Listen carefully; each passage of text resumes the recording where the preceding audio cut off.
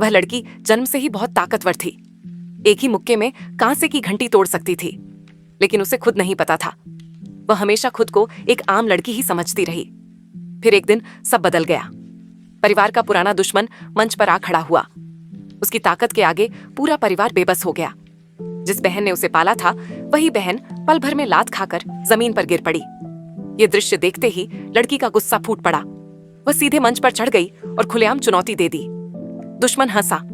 उसने ऊपर से नीचे तक देखा और ताने मारते हुए बोला, अरे मोटी, नीचे उतर जा। लड़की ने एक शब्द नहीं कहा, सीधा मुक्का मारा, लेकिन कुछ भी नहीं हुआ।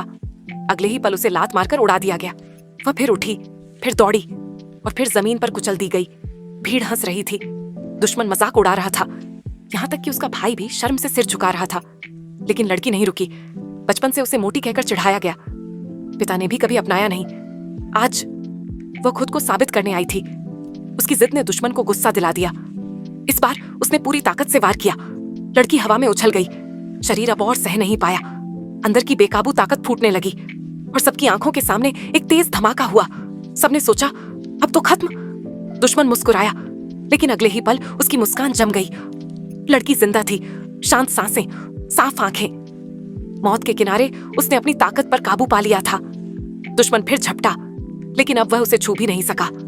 लड़की ने हल्के से हाथ उठाया, एक थप्पड़ मारा और दुश्मन पतंग की तरह उड़कर जमीन में गड़ गया। पूरा मैदान सन्न रह गया।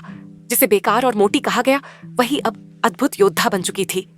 दुश्मन चिल्लाया, इसने शैतान से सौदा किया है। लड़की मुस्कुराई और बोली, मेरा मोटापा बस बेकाबू ताकत का असर था। अब जब काबू है तो शरीर खुद सही हो गया। दुश्मन ने चोरी से हमला किया। लड़की ने हाथ रोका और एक आखिरी लात में कहानी खत्म कर दी। मेरे इंस्टाग्राम को फॉलो करें, लिंक डिस्क्रिप्शन में है। सब्सक्राइब करना ना भूलें।